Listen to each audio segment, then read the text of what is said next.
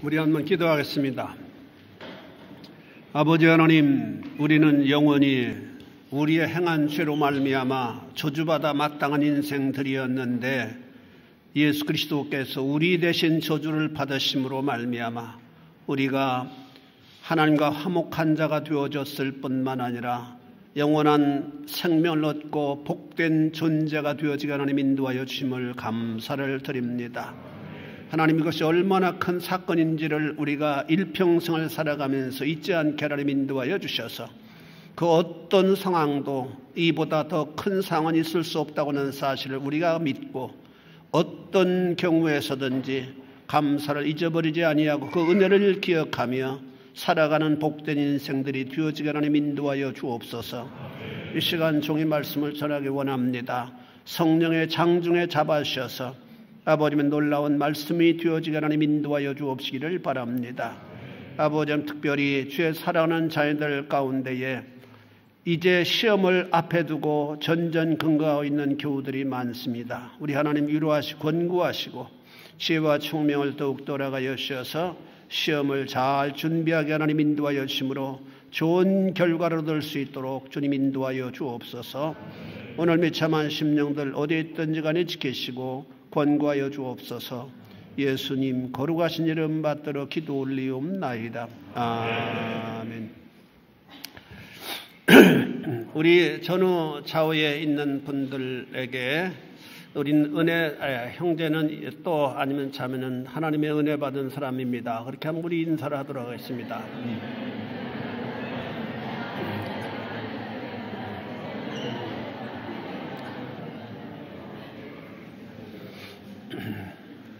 우리가 하나님의 부르심을 입었다고 하는 것은 어마어마한 축복이에요. 우리가 잘 깨닫지 못해서 그렇지 그 사실을 여러분들이 더 깊이 깨닫고 참으로 어떤 정황 가운데에서도 감사를 잃어버리지 아니하고 살아가는 여러분들이 되어질 수 있기를 바랍니다. 우리가 본질적으로 죄인이라고 하는 사실을 객관적으로 조금은 알 수 있는 방법이 있다고 저는 생각합니다. 그것은 아마 치매 환자들을 통해서 우리가 객관적으로 조금은 이해할 수 있는 방법이 아니겠나라고 생각이 돼요. 치매 환자가 되면은 자신의 본성적인 것, 즉 감추어 두었던 것들이 가감없이 표출된다고 합니다. 그래서 치매되었을 때 남편이 치매가 되면은 평소에 마음에 깊숙이 두었던 사랑하는 대상의 이름을 막 부르기도 하고 참 하여튼 꼴불견인 사건들이 많이 일어난다고 그래요. 그리고 또한 평소에 아주 점잖던 분들이 치매에 걸리게 되면 몹시 거칠어지게 되고 아주 험하게 된다고 합니다. 한 80% 이상이 굉장히 험한 욕을 많이 한다고 그래요. 그러기 전에 이제 하나님 부르심을 받아야 되지. 참 걱정해요. 아마 전과는 전혀 상상할 수 없는 현실이 이루어진다고 그래요. 심지어는 한국의 성자로 불리웠던 한경진 목사님도 치매 걸리셨을 때 거친 말 아주 많이 하셨다고 그래요. 아마 장로님들에게 심하게 시달리셔서 그랬던 것 같다. 그렇게 해석을 하더라고요. 최장로, 그러면 안 돼. 하시고 굉장히 그랬답니다. 여러분들은 목사에게 좋은 추억으로 남게 하는 성도들이 되어질 수 있기를 바랍니다. 생각만 하면 너무 그리워지고 만나고 싶고 또 그 사랑한 마음이 그냥 넘쳐 흐르게 되고 그런 관계가 얼마나 좋을 수 있어요. 이런 부분들을 볼 때 사람들이 치매를 걸리게 되면 그 전문가에 의하면 거의 다가 예쁜 치매는 극히 드물고 아주 나쁜 치매가 대부분 나타난다고 그러는데 이런 것들을 보면은 정도 차이는 있겠지만은 우리들은 본질적으로 죄인들이 아니었겠는가. 그렇게 치매를 통해서 우리의 본질적인 부분을 우리가 조금은 이해할 수 있게 되어진다라고 하는 사실입니다. 여러분, 이 세상에 두 가지 종류의 사람이 있다고 그래요. 어떤 사람은 예수를 믿어 용서받은 죄인이고 우리 한번 다 따랐으면 용서받은 죄인. 용서받은 죄인. 예. 어떤 사람은 예수 믿지 않아서 용서받지 못한 죄인, 이 두 가지 종류가 있을 뿐이다라고 말하고 있습니다. 용서받은 죄인, 용서받지 못한 죄인, 이 두 가지 종류의 삶을 모든 사람들은 살아간다라고 하는 사실입니다. 우리 일상을 살아가면서 잊지 말아야 될 것이 있어요. 하나님께서 나 같은 죄인을 사랑하여 주셔서 용서를 베풀어 주셨다는 사실 말입니다. 그것을 잊어버린 순간 옛사람의 속성이 우리를 또다시 지배하도록 되어 있어요. 그것을 우리는 정말로 잊어버리지 아니하고 허벅지를 꼬집어 가면서라도 나는 하나님의 은혜를 받은 사람이다. 그 은혜를 잊어버리면 나는 배신자가 되어질 수밖에 없다라고 하는 사실을 우리가 마음에 각인하고 하나님의 은혜를 붙잡고 살아가는 자들이 되어져야만 된다라고 하는 사실입니다.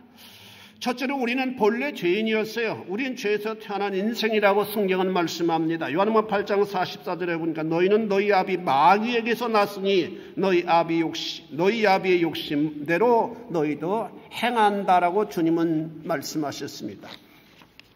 그러므로 우리는 본질적으로 진노의 자식들이었습니다. 그래서 바울은 로마 3장 10절에서 11절에 보니까 기록된 바 의인은 없나니 하나도 없으며 깨닫는 자도 없고 하나님을 찾는 자도 없고 다 치우쳐 함께 무익하게 되고 선을 행하는 자는 하나도 없도다라고 말씀합니다. 바울이 말한 의인 즉 선을 행하는 자는 상대적인 평가를 통해서 말하는 선이 아니라 하나님의 절대적 기준으로 볼 때에 선을 행하는 자를 의미합니다. 하나님의 절대적 관점으로 볼 때 인생 하나님을 모르고 하는 선이나 의로운 행동은 하나님의 수준에 미치지 못한다고는 의미입니다. 우리가 하나님 믿지 않은 세상 사람들도 선을 많이 해요. 기부도 많이 하고. 그러나 그런 것이 구원에 이르를 수 있는 정도의 선이 되어질 수 없다라고 하는 말씀입니다. 그런 관점에서 모든 의인은 없나니 하나도 없다라고 하나님 말씀하시는 거예요. 그러므로 말미암아 우리는 영원한 심판을 받을 수밖에 없는 삶을 살아가는 존재일 뿐이다라고 하는 말씀입니다. 우리의 생각, 행동한 모든 것이 죄라고 말씀합니다. 하나님 모르고 살아가는 사람의 목적은 오로지 뭐예요? 파워를 얻는 일이 아니겠나라고 생각합니다. 그것이 돈이든지 아니면 권력이든지 또는 인기든지 어찌됐든 우리는 힘을 얻으려고 합니다. 그런 힘을 가져야 사람들 위해 군림할 수 있기 때문입니다. 이를 얻기 위해서 그래서 얼마나 많은 사람들을 억울하게 하고 짓밟고 죽이는지 모릅니다. 돈을 좀 더 벌기 위해서 대기업의 중소기업을 마구 짓밟는 일들이 굉장히 많이 있잖아요. 이것이 우리가 살아가는 자본주의 세상의 실상이다라고 하는 사실입니다. 이 세상은 점진적으로 세상은 발전하는데 점점 더 우리가 문명의 이기를 더 많이 혜택을 받고 살아가는데 삶은 더욱더 팍팍해져 갈 수밖에 없어요. 자본주의가 점점 더 발전할수록 극히 0.몇 %만 모든 부를 적어도 한 7, 80%의 부를 소유하고 있고 대부분은 아주 극히 가난을 면치 못하는 자로 전락되어질 수밖에 없다라고 하는 사실입니다. 이 세상은 아무리 발전해도 낙원이 파라다이스가 절대로 이루어질 수 없는 것입니다. 하나님께서 원하시는 길을 이 세상 사람들은 언제든지 역행하여 질주하고 있다. 성장하면 할수록 저희 길로 더 깊이 우리 인생들은 빠져들 수밖에 없다라고 하는 사실입니다. 이것이 인간의 실존임을 성경은 분명히 지적하고 있어요. 그러므로 인간 그 길에서 구원받을 수 있는 방법이 없습니다. 오직 죄에 대한 심판을 받기 위해서 두려운 마음으로 하루하루를 살아가야 될 존재였다라고 말씀합니다. 그래서 우리 위해 하나님의 아들이 희생하셨다라고 말씀합니다. 원수된 우리였습니다. 하나님과 우리 사이에는 죄로 말미암아 원수된 관계였습니다. 그런데도 불구하고 하나님이 우리를 사랑하셔서 당신 아들을 보내셨다라고 하는 말씀이 너무나도 위대한 말씀입니다. 10절에 보니까 우리가 원수되었을 때에 우리가 아직 원수되었을 때 그 아들의 죽으심으로 말미암아 원수의 관계란 어떤 관계예요? 결코 가까워질 수 없는 관계입니다. 고리 깊은 관계입니다. 즉 두 사람의 관계 결코 해결을 할 수 없는 원한이 개입된 관계가 원수의 관계 아니겠어요? 이런 관계로 살아가는 사람은 불행한 인생입니다. 그런 사람은 불행해요. 놀라운 것은 원한을 가지고 전전긍긍하는 자가 더 큰 데미지를 입게 되어진다라고 말하면 병리학적으로 80년대 군인들에 의해서 하극상을 당했던 어느 장군은 그 일로 인해 아주 불행한 인생의 요로를 걸어갔다고 잡지에서는 말씀하고 있습니다. 그래서 사랑하는 아들이 자살했고 본인도 그 엄청난 한을 풀지 못해서 매일 미친 사람처럼 술로 나를 세우며 전국을 헤매어 다니다가 마지막 암으로 세상을 떠났다고 말하고 있습니다. 스트레스를 많이 받는 것이 암으로 발생한다고 그래요. 원통하고 억울한 일이지만 하극상을 당했기 때문에 자기 부하가 자기에게 총을 겨누고 옷을 벗기고 그렇게 아주 자기의 자존심을 짓밟는 그런 행위가 얼마나 어려운 일이었겠습니까? 억울한 일이었겠습니까? 그렇지만은 그 사실을 현실로 받아들이고 그 자리에 살 수 있는 일을 찾아 헤맸다면은 나름대로 그 상황을 극복할 수 있지 않았을까? 그리고 가정이 그렇게 파괴되지 않지 않았을까? 그런 생각을 해봅니다. 한을 풀지 않고 살아가게 되어질 때 그것이 그 개인을 아주 비참하게 만든다라고 하는 사실입니다. 하나님 우리와 원수된 관계였습니다. 그런 관계를 해결하지 않고 죽으면 우리는 지옥에 갈 수밖에 없습니다. 그것을 하나님께서는 안타깝게 여기셨어요. 여러분은 혹 그런 관계를 가지고 살아가는 분 없습니까? 하나님과의 원수된 관계, 그것은 속히 해결해야 될 관계다라고 하는 사실입니다. 하나님이 이 관계를 풀기 위해서 고민하셨습니다. 이유는 하나님은 우리를 사랑하셨기 때문입니다. 이유는 그가 우리를 창조하셨기 때문입니다. 그런데 인생이 죄를 범했습니다. 우리가 죄를 범함으로 하나님께서는 깊은 고민에 빠지게 되었습니다. 하나님과 우리의 관계는 정말 어떤 거리낌이 없는 그런 소통하는 관계는 죄를 짐으로 말미암아 불통한 관계로 전락되어져 버렸기 때문입니다. 하나님은 본질적으로 저를 용납하실 수 없는 거룩하신 분입니다. 이 문제를 어떻게 풀으셔야만 되었을까요? 하나님은 이 문제를 풀기 위해서 자신의 아들로 우리의 죄를 담당케 하셨다라고 말씀합니다. 10절에 보니까 우리가 원수 되었을 때 그 아들의 죽으심으로 말미암아 하나님으로 더불어 화목되었다라고 말씀합니다. 그래서 하나님의 영광스러운 보좌 앉으신 성자 하나님을 육신을 입게 하셔서 이 땅에 사람의 모습으로 보내셨다라고 말씀합니다. 그리고 그로 하여금 33년 동안 말씀을 순종하며 살게 하셨다가 33살이 되셨을 때 자신의 몸으로 우리의 모든 일을 담당하고 십자가에 달려 죽게 하셨다라고 말씀합니다. 그래서 죄싹은 사망이다라고 말씀을 성취하셨다라고 성경은 말씀합니다. 우리는 상상할 수 없어요. 상상할 수 있으면 조금은 당신의 의로운 아들이 수많은 인생들에게 모함당하고 핍박당하고 손가락질당하고 침뱉음을 당할 때 얼마나 마음 아프셨을까? 주님께서 십자가에 못 박히실 때 하나님 아버지는 더 큰 고통을 아마 느끼셔야만 되었을 겁니다. 왜? 아버지시기 때문에. 어떤 기업의 CEO가 자기 아들이 좀 수모를 당했다고 해서 깡패를 동원해가지고 막 그냥 자기 아들을 좀 자존심 상하게 한 사람들을 가지고 싫다 했다고 신문에 대서특필한 것을 우리가 얼마 전에 보았잖아요. 아버지, 부모는 자식이 수모당하고 자식이 고난당하고 자식이 어려움 당하는 것을 차마 두 눈 뜨고 똑바로 바라볼 수 없는 관계다라고 하는 사실입니다.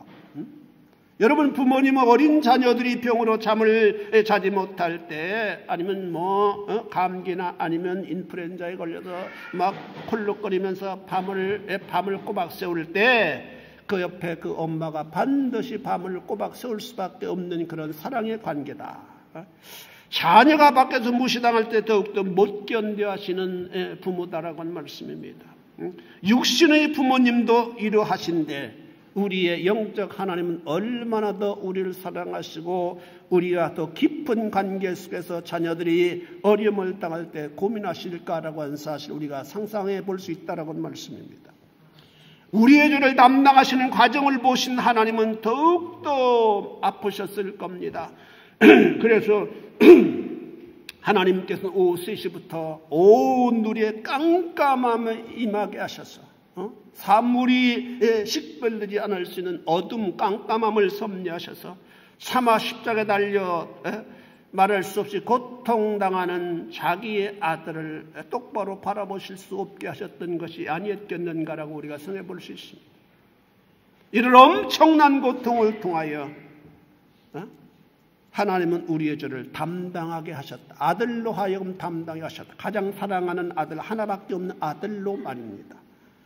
죄로 인해 원수된 우리를 위해서 말입니다. 의로운 사람 아니면 자기를 사랑하는 사람, 자기와 가까운 사람을 위해서가 아니라 원수된 자, 도무지 구제받을 수 없는 그런 자, 그런 자를 위해서 당신의 사랑하는 아들을 희생제물로 삼으셨다.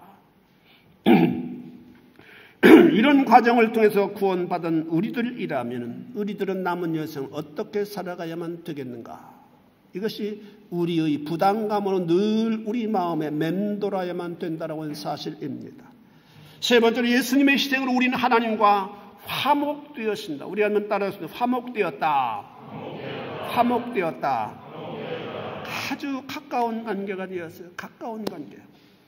주님께서 치르신 죄값은 완전한 것이기 때문입니다. 9절에 보니까 그러면 이제 우리가 그 피를 인하여 의롭다 하심을 얻었은즉 더욱 그로 말미암아 진노하심에서 구원을 얻을 것이다 라고 말씀합니다. 그 피를 인하여라고 한 말은 주께서 날 위하여 십자가에 설려신 그 피를 믿음으로라고 한 의미입니다. 그 피를 주님이 십자가에 달려 죽으시는 내 죄 때문에 달려 죽으셨구나라고 하는 사실 믿음으로 인하여 우리가 의롭다 하심을 얻게 되었다. 주님께서 흘리신 보혈의 공로는 대단한 파워가 있습니다. 그의 피의 공로는 아담 한 사람이 죄를 범함으로 모든 인류가 죄를 범하게 된 것 이상의 효력이 있는 것이라고 말씀합니다. 그래서 바울은 말씀합니다.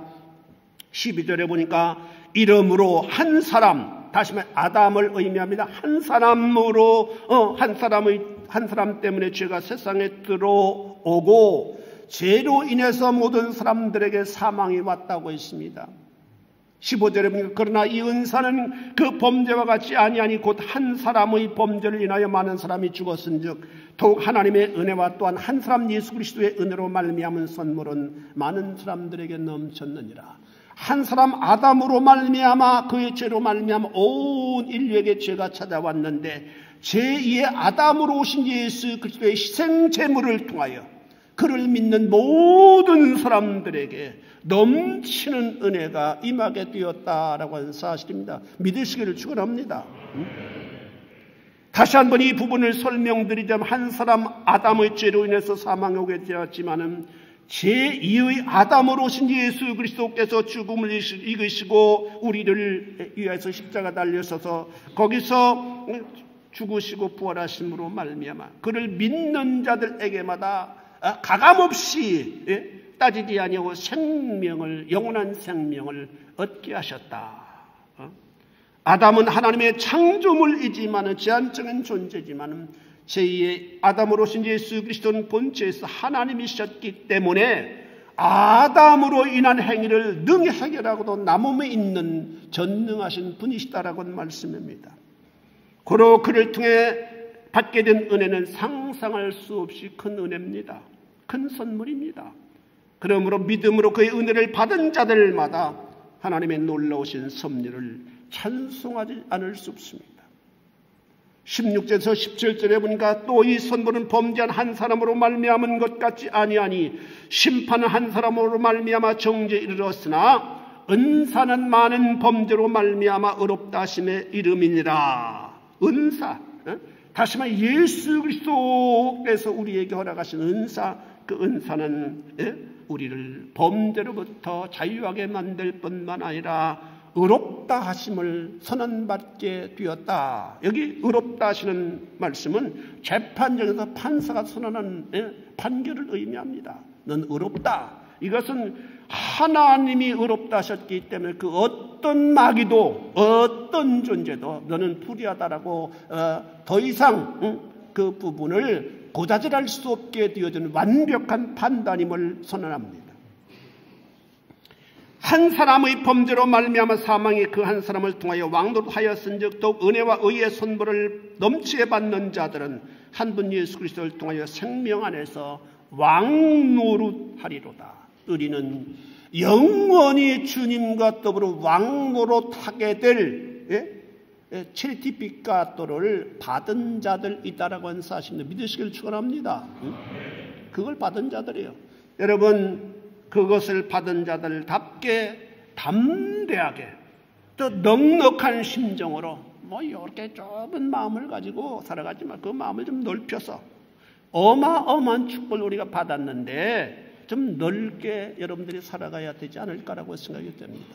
그런 생각을 가끔 해봅니다. 나에게 돈이 한 1,000만 유로 정도 있다면 어떻게 할까?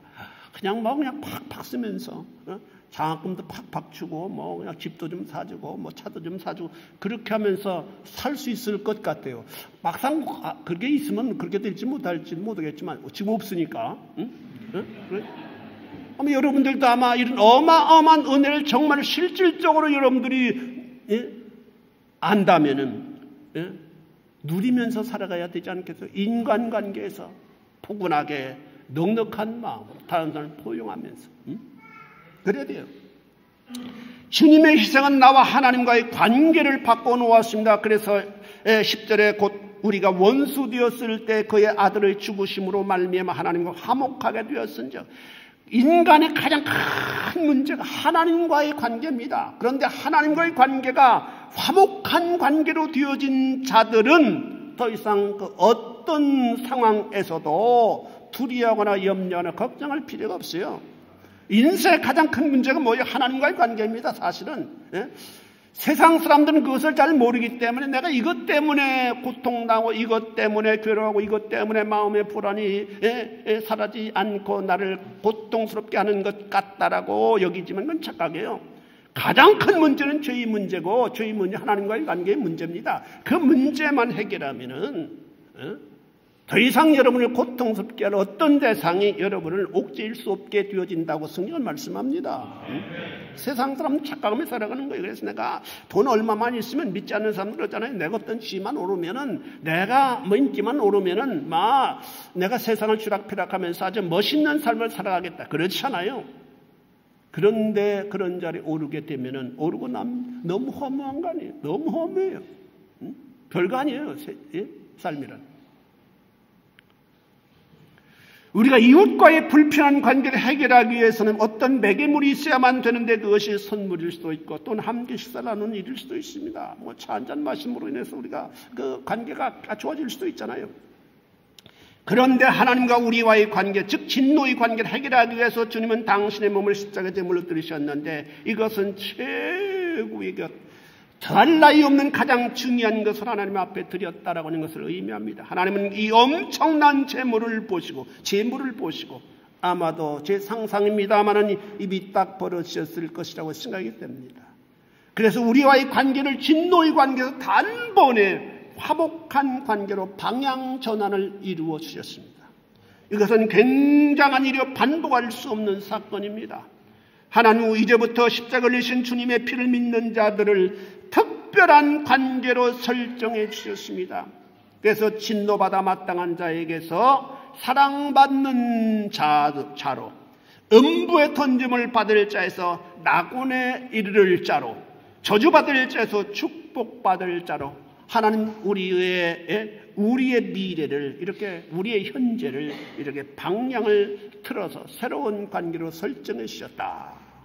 이 엄청난 일을 단순하게 예수 그리스도를 마음의 구주로 믿는 그 간단한 사건을 통해서 혜택받게 하셨다. 그래서 그것을 가리켜서 은혜다라고 말합니다. 은혜다. 우리 다 같이 은혜. 그 믿음으로 말미암아 어마어마한 축복을 하나님 나와 여러분들이 허락해 주셨어요. 그래 은혜예요. 너 이렇게 해라. 그럼 내가 이런 은혜 주겠다. 그렇다면 우리가 어떻게 할 수 있겠어요? 마지막으로 그렇다면 이 은혜 받은 우리는 어떻게 살아가야 될까? 이 어마어마한 은혜를, 이 어마어마한 죄를 탕감받은 우리는 하나님 앞에 어떻게 살아가야만 될까? 굉장히 중요한 문제입니다. 먼저는 우리가 받은 축복을 잊지 말아야만 합니다. 인간관계에서 아주 흔한 일은 개인의 상황이 달라질 때 좋은 관계가 유지되지 못한다라고 하는 사실입니다. 그런 일들이 굉장히 많이 있잖아요. 마음을 합해서 혁명을 이루었지만은 어떤 사람은 쓰임받고 어떤 사람은 도태를 당하잖아요. 그래서 도태당한 사람이 얼마나 한을 가지고 나를 인정해 주지 않는다고 막 다시 또 혁명을 못 하는 일들도 없잖아요. 있잖아요. 이런 일들이 우리 주변에는 어마어마하게 많습니다. 또 내가 돈이 없다가 돈을 많이 벌으면 전에 친하게 지내던 관계가 틀어지게 됩니다. 그러지 않나요? 우리는 내게 은혜 베푼 사람에 대해서 잊지 않는 삶을 살아가야만 합니다. 이것은 어떤 상황에서도 변하지 말아야 돼요. 변하지 말아야 돼요. 하나님이 나를 변함없이 사랑하신 것처럼 우리도 이웃을 변함없이 관계할 수 있어야만 됩니다. 이를 악물고서라도 주님에 대해서는 더욱더 그렇습니다. 그런 삶이 무엇일까요? 11절에 보니까 그뿐 아니라 이제 우리로 화목하게 하신 우리 주 예수 그리스도로 말미암아 하나님 안에서 또한 즐거워하느니라. 하나님 나를 우리 주님이 대신 화목케 하여 주셨기 때문에 우리 하나님 앞에서 항상 즐거워한다. 기뻐하고 감사한다. 단순히 날 위해 행하신 주님의 십자가를 기억하여 감사하고 기뻐하라는 말씀입니다. 우리는 나를 구원하신 주님에 대해서 일평생 감사를 잊지 말아야만 합니다. 이번에 가서 그런 얘기 들었습니다만은 전문가에 의하면 치매가 한 90%가 아주 그냥 나쁘게 오는 치매가 대부분이래요. 그런데 아주 좋게 오는, 예쁘게 오는 치매가 있답니다. 예쁘게 오는 치매. 그런데 신앙생활을 잘하던 그 장로님이나 이런 분들이 오는 치매는 아주 예쁘게 온대요. 그래서 무조건 감사합니다 하고 사람들이 악수하고 인사하고 항상 웃고, 그래서 그 부인이 너무 좋대요. 하나 그냥 자기에게 간섭하지 않고 감사합니다 막 하고 걸피다 막 이게 안마해주고, 아니 남은 시간 그냥 두어 자고 그 예쁘게 오는 치매. 그 성경을 항상 읽어버릇했기 때문에 무슨 책이든지 막 읽기만 하면 가서 보는데 거꾸로 들고 이렇게 읽는다고. 그 예쁜 치매인데 참 이렇게 그런 것들은 참 굉장히 긍정적인 것 같아요. 우리가 신앙생활 잘하면 그 치매가 들어도 이렇게 예쁘게 오는 것 같아요. 그러나 잘했는데도 그렇고 나쁘게 오는 분도 있습니다. 그 있겠습니다. 그건 병이기 때문에 우리가 실망할 필요가 없어요. 여러분, 우리가 힘들어도 주님 나를 위해 희생하신 사랑을 기억하고 감사하고, 슬픈 일을 만나도 주님 나를 사랑하신 일을 기억하고 기뻐할 수 있는 자들이 되어져야만 됩니다.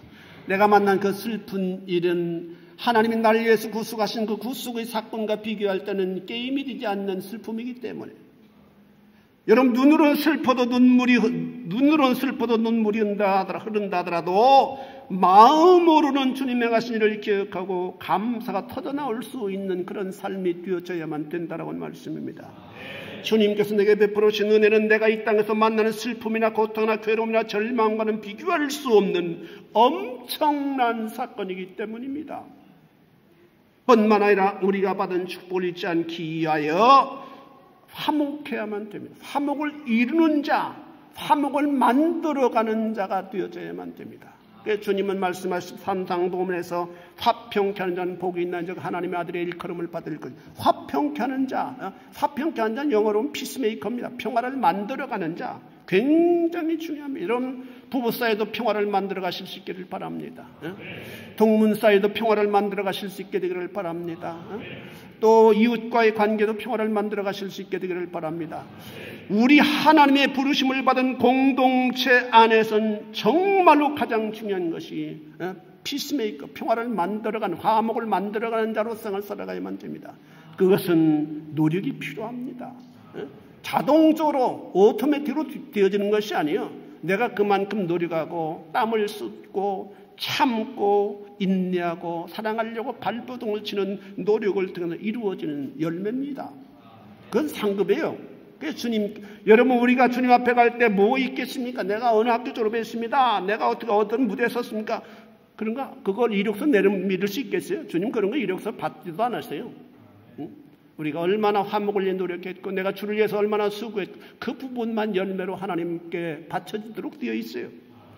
데살로니가전서 5장 13절에 저희 역사로 말미암아 사랑 안에서 가장 귀히 여기며 사랑 안에서 가장 귀히 여기며 너희끼리 화목하라. 너희끼리 화목하라. 너희끼리 화목하라. 화목하기 위해서는 상대방을 존귀하게 여길 수 있는 자세가 필요합니다. 우리와 하나님의 화목한 관계를 위해 주님께서 십자가에 당신의 거룩한 몸을 찢으셨습니다. 그렇다면 이제부터는 하나님과의 관계, 생애의 죄로 말미암아 이 사랑의 관계가 바뀌지 않도록 조심해야만 합니다. 우리가 죄를 범할 때 이 관계는 해를 당하게 됩니다. 그래서 빨리 회개해야 돼요. 항상 죄가 관계를 깨뜨린다고 하는 사실을 기억하여 죄를 멀리하고 지은 죄에 대해서는 즉시 부지런히 회개할 수 있는 습관을 붙잡을 수 있는 여러분들의 신앙생활이 되어질 수 있기를 바랍니다. 뿐만 아니라 또한 이웃과의 화목한 관계를 만들기 최선을 다할 수 있어야만 합니다. 이 일은 자존심이나 체면보다 더 중요하고 앞서는 사건입니다. 이것은 하나님의 명령입니다. 이 일에 노력하지 않으면 그 사람은 하나님을 볼 수 없다고 주님은 엄하게 말씀하십니다. 히브리서 10장 14절에 보니까 모든 사람으로 더불어 화평함과 거룩함을 쫓으라. 우리 한번 다 같이 따라하세요. 모든 사람으로 모든 사람으로 더불어 화평함과 거룩함을 쫓으라. 이것이 없이는 아무도 주를 보지 못하리라. 굉장히 두려운 말씀입니다. 모든 사람으로 더불어 화평함과 거룩함을 쫓으라. 이것이 없이는 아무도 주를 보지 못할. 주를 보지 못한다는 건 무슨 말씀입니까? 구원받지 못한다는 말씀입니다. 굉장히 두려운 말씀이에요. 나는 이 일만큼은 죽어도 하지 못하겠다 이런 분이 있다면 그는 성령 받지 못한 사람일 수 있습니다. 아직 그리스도인이 아닐 수도 있어요. 무슨 말씀이에요? 이것을 행하지 않고는 천국에 들어가지 못한다는 말씀입니다. 여러분 천국 가고 싶으면 그렇다면 명심하세요. 화평을 이루는 자로 생활 살아가기 위해서 이를 악물고 그 길을 걸어가는 여러분들이 되어질 수 있기를 바랍니다. 자존심을 버리세요. 끝까지 자존심은 개도 안 먹는 것이라고 말합니다. 그것 때문에 거룩하신 하나님의 명령을 거스리는 자가 될 수는 없지 않습니까? 사랑하는 성도 여러분, 이 시간 우리는 성도는 부지런해야만 됩니다. 죄인 날 사랑하사 구원하시고 주님 당신의 거룩하신 몸을 찢으신 사건을 잊지 않는 일에 우리가 부지런해야만 됩니다. 그래서 부지런히 우리도 주님을 닮아 하나님과 화평하고 이웃과 화평을 이루어가는데 앞장서는 그리스도인들이 되어져야만 합니다. 이 일은 성도의 삶에서 너무나도 중요한 일입니다. 구원받은 자답게 이웃과 더불어 화평을 이루어가고 하나님과 화목한 관계를 계속 유지하는 구원받은 성도 여러분들이 되어질 수 있기를 주의 이름으로 축원해 드립니다. 기도하시겠습니다. 자비하신 아버지 하나님, 주님의 은혜를 감사를 드립니다. 영원히 저주받아 마땅한 우리들을 하나님께서 불쌍히 여기시고 찾아와 주셔서 우리로 예수 그리스도를 믿게 하시고 구원받게 하나님 인도하여 주심을 생각할 때 감사를 드립니다. 아버님, 나 같은 자에게 귀한 구원을 아버지며 선물하시고 이제부터는 하나님과 화목한 관계로 이웃과 화평한 관계로 살아가라고 말씀하시는 주님, 그 말씀을 우리가 명심하고 남은 여생 살아갈 수 있도록 주님이여 도와주옵시기를 바랍니다. 그래서 정말로 나로 인하여 아버님의 가정이 화목하고 또 이웃과의 관계가 화목하고 교회가 화목한 놀라운 피스메이커로 세상을 살아가는 심령들이 되어질 수 있도록 주님 축복해 주옵소서. 예수님 거룩하신 이름 받들어 기도 올리옵나이다. 아멘.